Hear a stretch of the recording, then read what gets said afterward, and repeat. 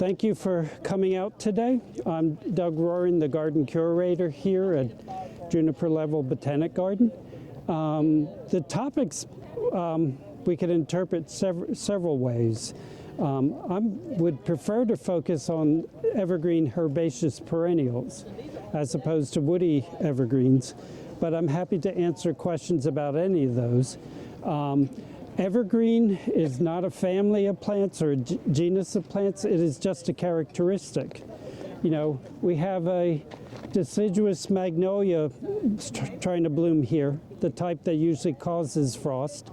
And then everybody who's been in the South long enough know the great big evergreen, the southern magnolias. So evergreen is not, as I said, a family of plants, it's just a characteristic. Low, and you know, as evergreen perennials, well, trees and shrubs are perennial, they're not annuals or biennials. And so the difference between a woody perennial tree or a shrub is that they have permanent stems, and herbaceous perennials do not have permanent woody stems. Some of them completely disappear in the winter, like a hosta or a daylily. But what we're going to look at today are a range of herbaceous perennials that are evergreen through the winter months. And as we go through the garden, I'm always happy to have questions, so please stop me if you have one. And we might start right here because we're surrounded, well, I actually see a woody plant I'm going to talk about, but anyhow, I won't stick to the script probably. You know, right here we have all sorts of plants that are evergreen. Some of them are not quite woody perennials, not quite herbaceous perennials, but things like agaves and similar things are evergreen unless you're planting ones that aren't winter hardy, but all of these are winter hardy here without any protection. And in the winter, I really enjoy the forms. Of course, they're there all summer long, but this time of year they really stand out. And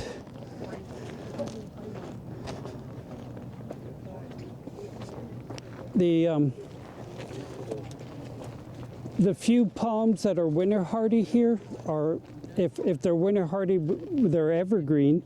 And this is a silver form of the European fan palm. And the shape of the leaves, I think, is really pretty all through the winter months.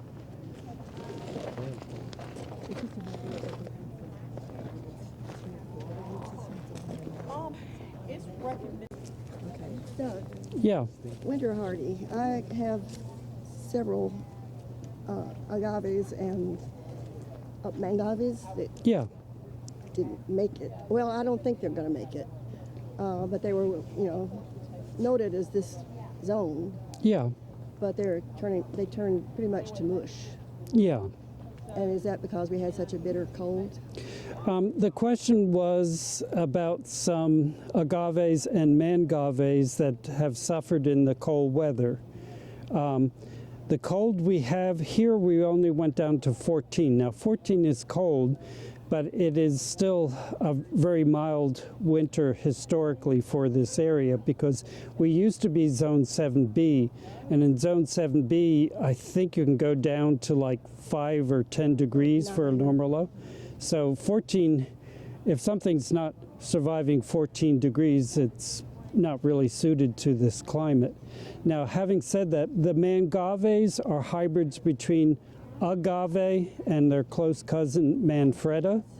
And the Manfredas, most of them are herbaceous. They completely disappear in the winter just like a hosta does. So some of the mangaves have a little bit of that habit. But when you cross the two, the hardiness of the parents will affect the hardiness of the hybrid.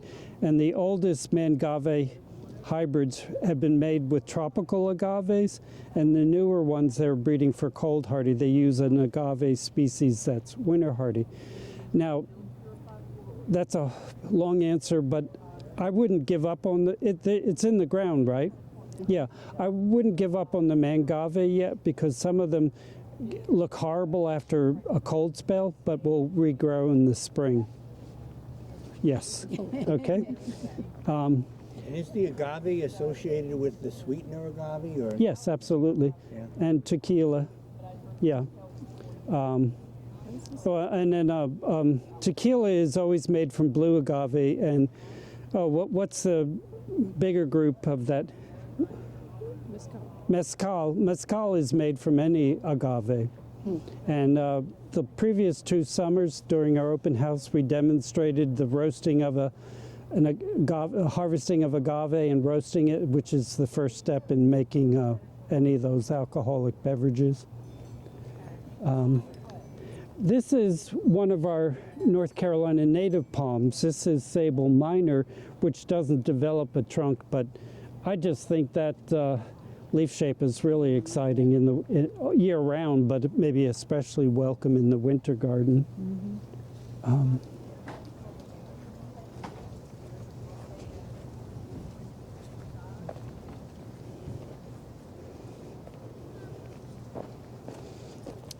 The aspidistras, the cast iron plants. When Tony first started working with aspidistras 40 years ago, there were like just a handful of species known. And since then, many more species have been discovered in the wilds of Southeast Asia. And most of those species are tropical, but there are a number that are winter hardy. This is the most common of them, Aspidistra elatior. It gets its name cast iron plant because that's the house plant in Victorian homes that were dark and chilly and smoky because they might have heated with coal fires. The plant was pretty much indestructible, but in this climate, it's also winter hardy. Looks great all winter. There's no point in the year where you ever cut all the foliage away, but every year we go in and cut off the oldest leaves. The leaves live about 3 years, and when they start to get a little bit shabby, you know, like I might take that one off. We'll cut out those oldest leaves, and then every spring they put up a whole new set of leaves. Do you cut it from the stem or just the leaf off? Do I cut it from the stem or the whole leaf off? All the way down. Like all the way down, or You get to choose. The plant doesn't care. it doesn't? Okay. Yeah, Tony wants us to cut the leaves all the way to the ground because the flowers are born at ground level, and when he wants to take pictures of them, he doesn't want to see those stumps. But the plant doesn't care. The plant doesn't care if you don't do any of this at all. Nobody's going out into the wilds and cleaning them up. But I am without my pocket knife today, but you know, I just followed the stem down. Oh, and thank you for that question because you have reminded me of something I wanted to say today. But see, I just cut it to the ground. Aspidistra and a lot of the evergreen plants we're looking at today are really good in cut arrangements. They will last for weeks. And Vanny is nodding her head because she does many flower arrangements. And long after flowers have faded, the foliage is still good looking. And this is just a green leafed one, but there's ones with stripes and lots of them with spots. And this is another aspidistra, a different species with very narrow leaves. I don't think that's linearifolium. That label on that side is probably it. And that one's not quite as winter hardy. You see a lot of cold damage. That would have been all green before the cold, but the plant's going to be just fine. That arum, will you leave it? Or? No, that arum in that location must have sprouted this plant here. Yeah. Yeah, the arum wouldn't qualify as an evergreen plant because it goes dormant in the summer, but you probably have used that foliage and foliage. Yeah, the foliage is beautiful and lasts a long time. You reference Tony? Who's Tony? Tony Avent, the owner of all this and the creator of all these gardens. Pretty much, Tony bought the White House up front that you passed on your way in with his first wife, Michelle, back in 1986. Bought this house when it came on the market in 1996. And pretty much every single plant Tony has placed, and if not planted, he has placed them, and we have planted for him. Oh, wow. Yeah, So this and- is a private facility that Yeah, just is open a couple of weekends or something? right. These are Tony's private gardens. We are primarily a mail order nursery. We ship around the world year round. This time of year we don't have plant sales except during open house. After May, you can buy on-site Monday through Friday if you arrange ahead of time, make an appointment. Tony and his current wife, Anita, have given this to NC State, but the gift is dependent on us raising a $20 million endowment, so I'm shaking you all down before the tour is over, because NC State needs an endowment to pay for the upkeep of this place. I'm sure all gardeners, and you understand gardens can be fairly high maintenance. Yeah. Yeah. Well, and tell them they collected them from all over the place, too. The plants? Yeah. Oh, yeah. You know, it's one of the largest plant collections in the country, 27,000 different plants, and Tony certainly has traveled the world and also imported from all around the world. We have one of the biggest collections of winter hardy ferns in the garden. If you go onto the Juniper Level Botanic Garden, there's a lot of information on our plant collections. It's really vast. You know, largest collection of many groups of plants. All right. Oh, here's a lovely one.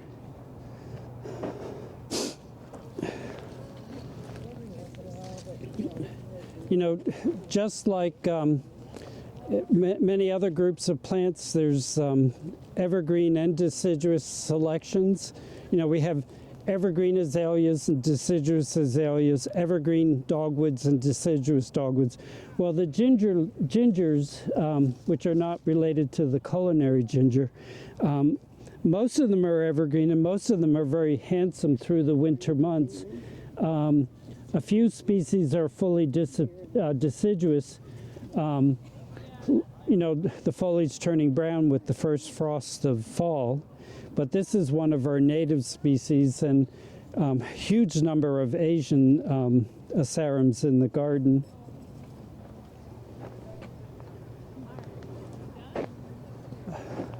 This is the same species of cast iron plant. It's just a different cultivar with the white tips on the leaves. It's a really old Japanese cultivar called Asahi.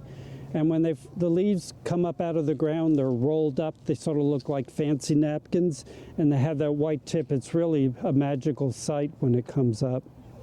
Many ferns, just like I mentioned ago, many ferns are completely deciduous, and others are evergreen. Some look good until well into the winter, until the weather turns really good, really cold, but there are a few ferns, and we'll see a couple of them today, that really look flawless even after 14 degrees and several snows. This is a very different aspidistra. See, the leaves are more horizontal and it's much smaller than elatior. You can read the label probably just as well as I could. Aspidistra zongbei, Old Glory. It's one of my favorites. It has that pale center to the leaf and then a generous amount of spots.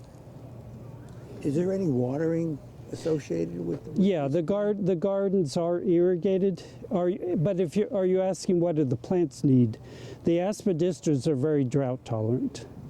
They are tolerant of dry shade. In the average garden, they could get by maybe even all summer unless we have an exceptionally dry summer. But aspidistras are very tolerant of dry shade.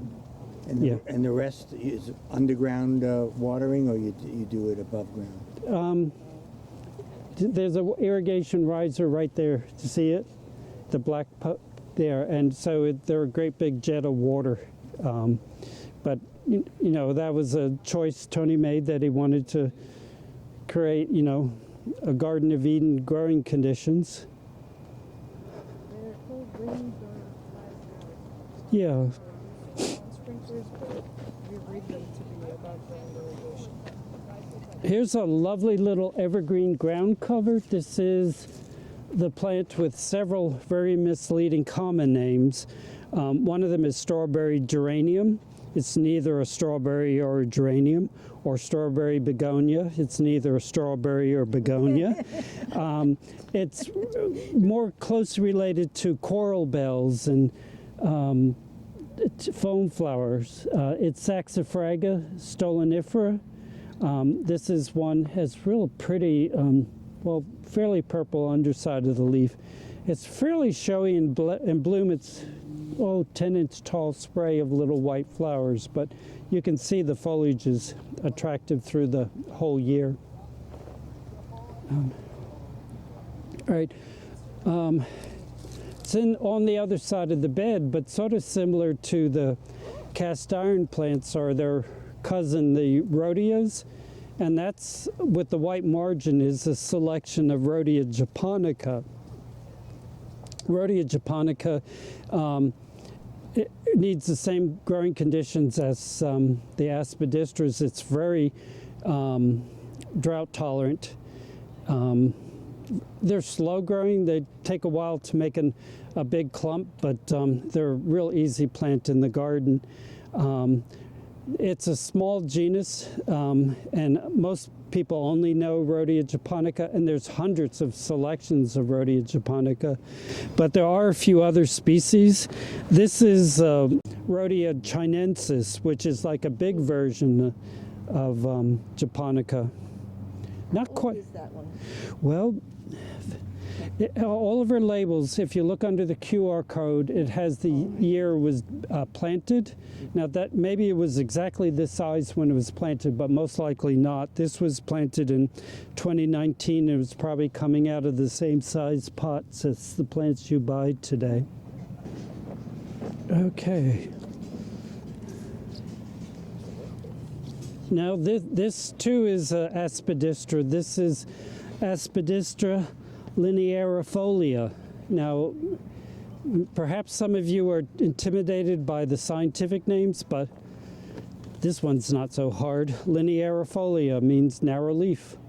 So, you know, if you lower your whatever, if you just calm your brain slightly and take your time, a lot of the names can be deciphered.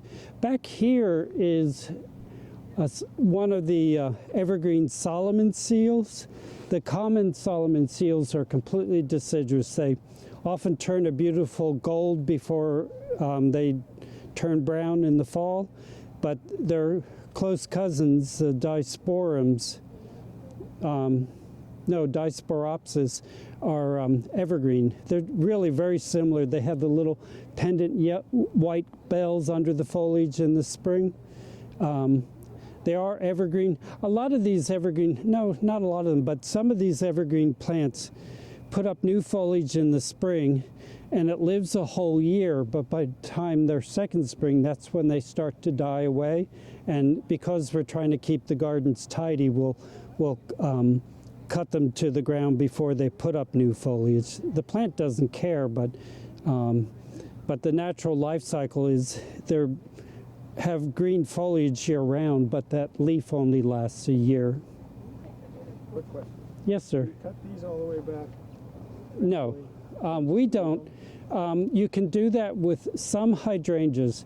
You need to know which ones bloom on new wood and which bloom on old wood. This is a selection of our native hydrangea, Lord. Serrata? What? Serrata? No, it's first cousin to Serrata, which blooms on new wood. So if you cut this one to the ground, it would still bloom this year. Okay. But other ones, like the big blue ones, they already have their flower buds. If you cut them to the ground now, you've cut off all their flower buds. Arborescens. Thank you, arborescens. Yeah. And you know, new wood means it blooms on the wood that it's putting out in the current year. Old wood just means it's made the year before. You know, if maybe we'll go past some plant. Well, here we look overhead, the buckeye, those big terminal buds, those glossy buds, the flower buds are in there already. The plant would put out vegetative growth if you cut it to the ground now, but it wouldn't be able to bloom on that new wood because it's blooming only on old wood. Most spring blooming things make those flower buds the year before. All right. Oh.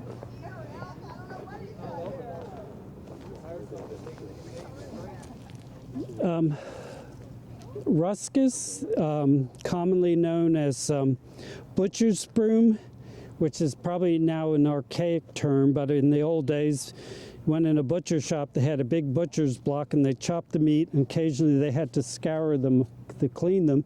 And before, you know, metal scouring brushes or modern things, if you want to pet this plant, it's very stiff. Another common name is knee holly because this is a dwarf selection, but it more typically gets about 3 foot tall, which would poke you in your knee if you're trying to walk through them. But it is an evergreen herbaceous perennial. These stems last just a few years and then die away. What are those over there? One of the hellebores, the Lenten rose. Yeah. Pretty. Yeah, and there's white ones there and many selections all through the garden. And most hellebores are evergreen, but by time they start blooming in January and February, the now year-old foliage is tired looking, so we've cut away most of the old foliage. But I remember, you know, before plastics were ubiquitous at Christmas time, you've sometimes found dried stems that had been painted white or red or green. Do you remember that? Yeah. Okay. Do those bloom all year round? No. They bloom from about January into March, which is a pretty long period.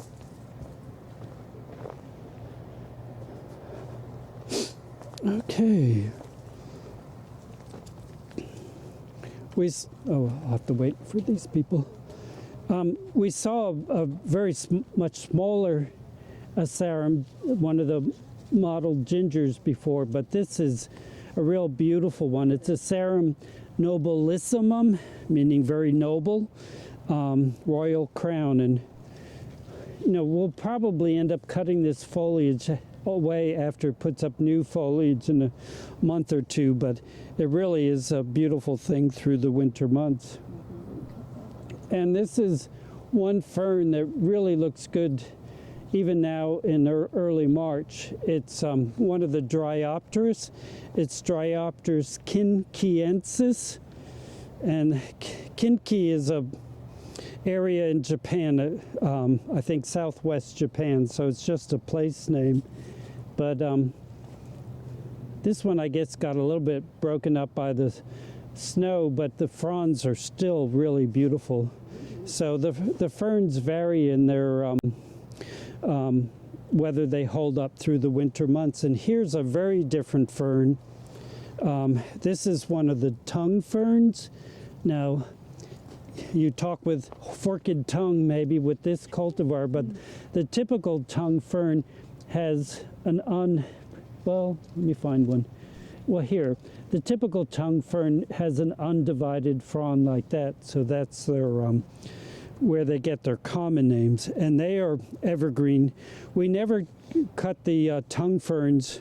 We never have to cut all the foliage off the tongue ferns because the leaves live for several years, but we'll cut out any that look untidy at that point. And people don't usually realize that this is winter hardy, but there are some baskets in the garden where there are the hanging baskets of these tongue ferns that have gone through multiple winters hanging above ground without any protection at all. A really unusual evergreen herbaceous perennial is this plant called evergreen lily of the valley. It's actually not a lily of the valley. It just gets its name because the foliage and the flowers look like lily of the valley. But it's a beautiful little evergreen ground cover. Spiranthes. Oh, that's that one. Yeah. The orchid. Well, no, it's the name very similar to the orchid. That's why I'm looking for the label, because the name is very similar to the name of the orchids, but I'm not finding its labeled today. No. Anyhow, really good shade tolerant evergreen. And this is just a plain green Rhodia japonica. They are not showy in bloom. They do make a nice sized cluster of red fruit that are somewhat ornamental through the winter months. And an example of a spot, aspidistras with spots are really common, but there are a number of cultivars with striped leaves. This again is the same Aspidistra elatior that we saw in the garden. Okay. What else? What might we find? Okay. Go this way.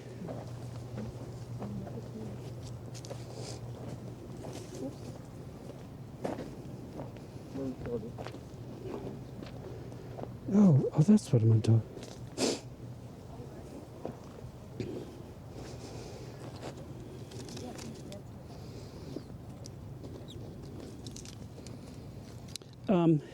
The epimediums, most people know them as epimediums. They do have a couple common names.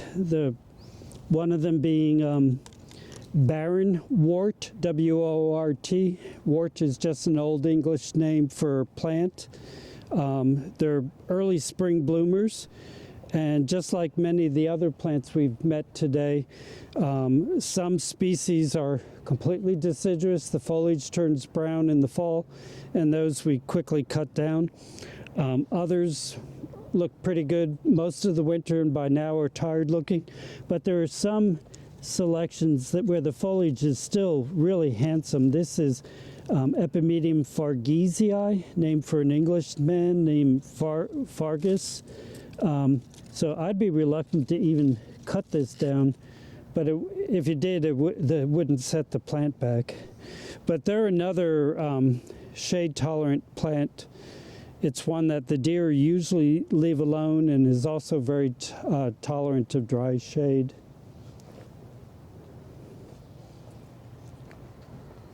Oh, okay.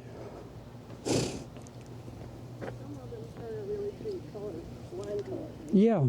You know, the flower of the epimediums are quite beautiful, and some are rather long blooming, but the foliage is really what I think some of them are really worth growing just for the foliage.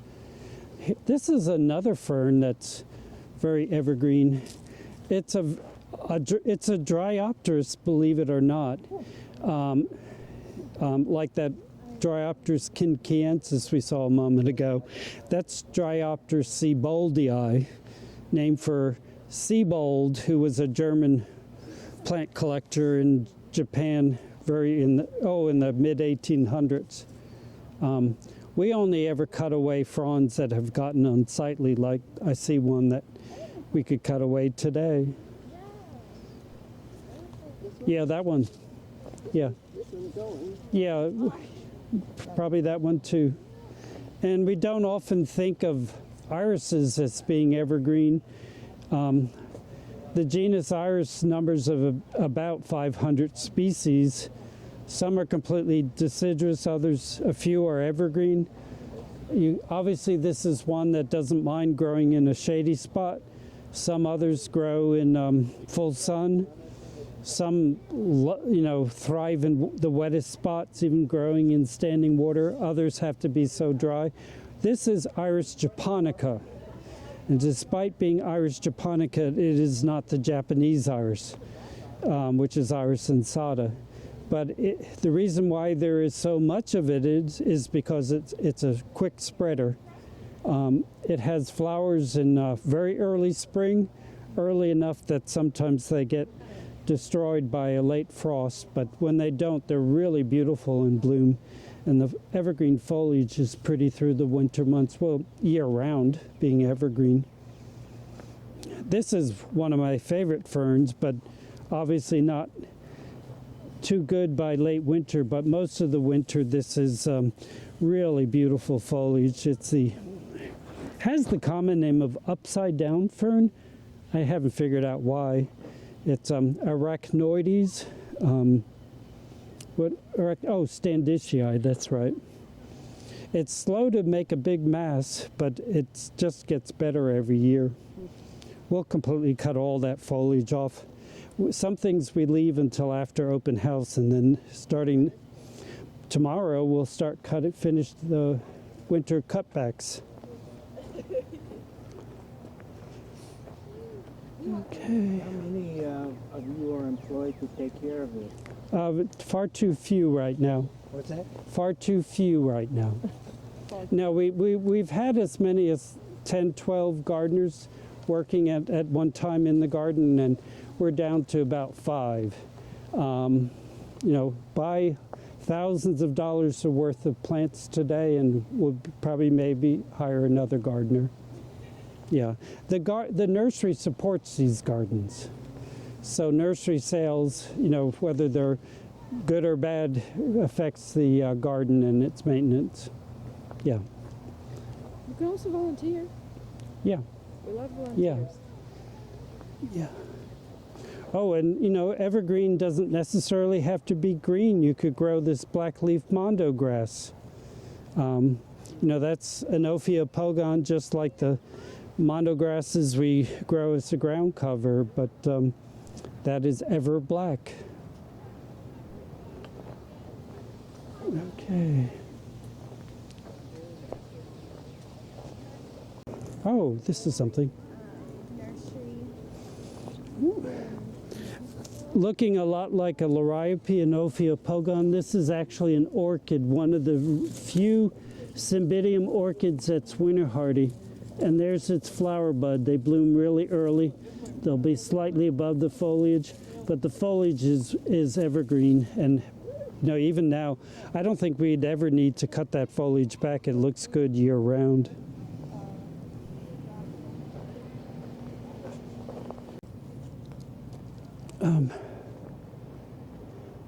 Earlier, when I made a fool of myself thinking I was talking about this plant, which is Rhodia elegantissima, and it was actually just Rhodia chinensis.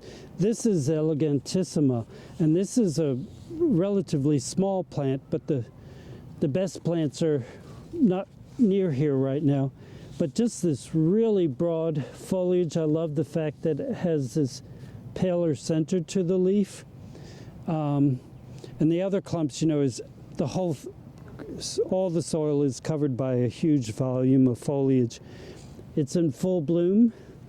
I don't think anybody would grow Rhodia for its flowers, and when this had more foliage, you wouldn't even see the flowers. But even the common Rhodia japonica blooms down low, but then makes that attractive red fruit. And that's another example of one of the evergreen Solomon seals, the Disporopsis. Well, I hope this has given you a little taste of a few of the groups of evergreen herbaceous perennials you can include in the garden. Thank you. Yeah, thank you for your time. Margaret, I want to show you something. Okay.